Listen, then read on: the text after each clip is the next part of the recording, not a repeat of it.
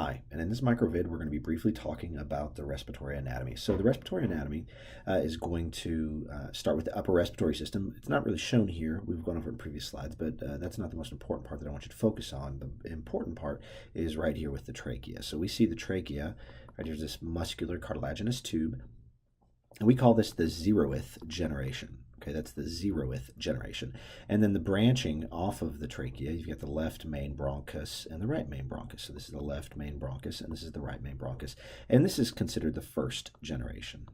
And then over here as well, the first generation. So that's the first. And then the first is going to split, and then you've got the second. Right, so it splits into the second, and then second, and second, and so forth and so on. And it's going to split all the way to about 23 divisions. Now, every lung is going to be slightly different, but generally speaking, it's going to have upwards of 23 divisions. Now, there are some important differences in what we call these divisions. So the trachea is the zeroth, the bronchi are the main ones. But when you get to a diameter of less than 1 millimeter, right here we see that, we call those bronchioles. And then so the bronchioles are going to continue to divide and divide and divide until we get to the 16th generation. So you'll divide up to the 16th, and then after the 16th, something happens. So at the 16th generation, we call it the terminal bronchioles. Terminal bronchioles. Okay.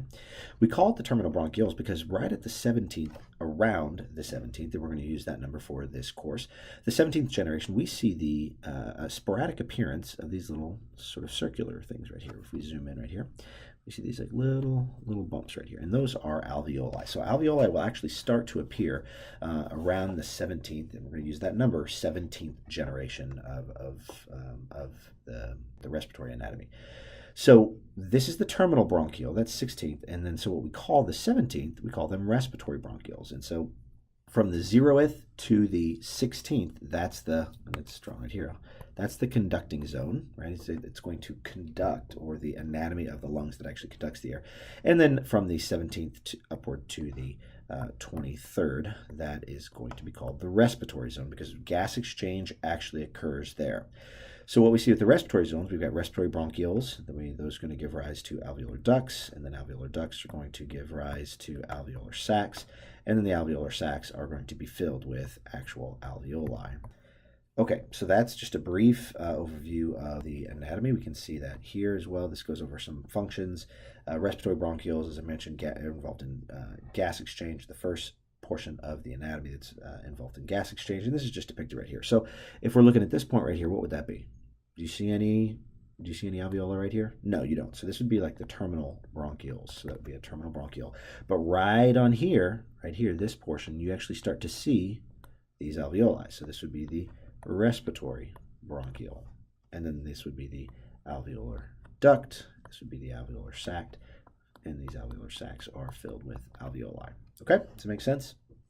So let's continue on right here, and we can see a little bit better. You've got your terminal bronchiole, so this would be right here. There's a bronchiole, and right before you see the presence of the alveoli start to appear, this would be the terminal bronchiole right here, and then this would actually be considered the beginning of the respiratory bronchiole, with them continuing on like here until you get to the alveolar duct, which is right before the alveolar sac, and the alveolar sac are filled with alveoli. Now these alveoli are going to have little pores inside of them, and they're called pores of Kohn, K-O-H-N, and those are thought to be used as a way for interalveolar dependence on one another, meaning that neighboring alveoli will actually share the room or have an opening. Right here we can see there's a pore of Kohn right there, so that gas can diffuse from one to the other, and then it also, if there is any movement of macrophages, it makes it a lot easier for macrophages to move from one to the other. All right, so moving on. In this last picture, we're going to take just a couple seconds to look at this.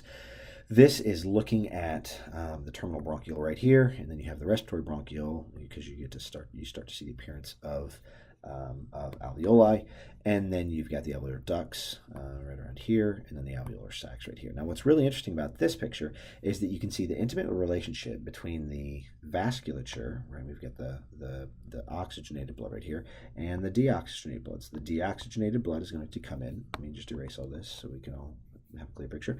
The deoxygenated blood will come in, and it is going to be in intimate contact with the alveoli. It's going to get oxygenated through the pulmonary capillaries and move out through the pulmonary veins. So these are the pulmonary veins. So just make sure that you're aware that it's a very intimate connection. We can see here these elastic fibers. Now this picture right here and this one right here, both of those are overlaid on all of the alveoli, on all of the alveolar sacs. It's just showing, this one is just showing the elastic fibers on there, and then this one is just showing the blood.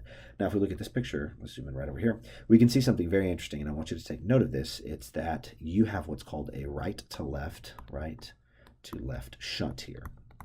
And this right to left shunt is taking bronchial artery blood. So this is oxygenated blood coming off the aorta, right? That's already been pumped through the lungs and out of the heart. It's oxygenated. And it's actually going to give nutrients to the conducting zone. So that's the conducting zone of the respiratory system.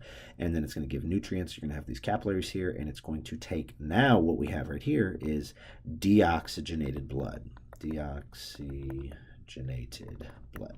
And so this deoxygenated blood will actually be dumped into the pulmonary veins. And the pulmonary veins, as you know, carry oxygenated blood that is going to come back to the left atrium. So this is just an important note. This is where you get mixing of deoxygenated blood right here with oxygenated blood, and that is going to decrease.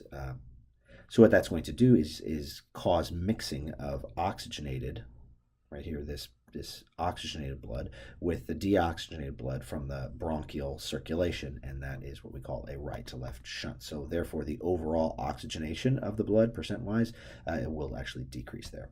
Okay, so this has been a brief overview, and I hope this has been helpful.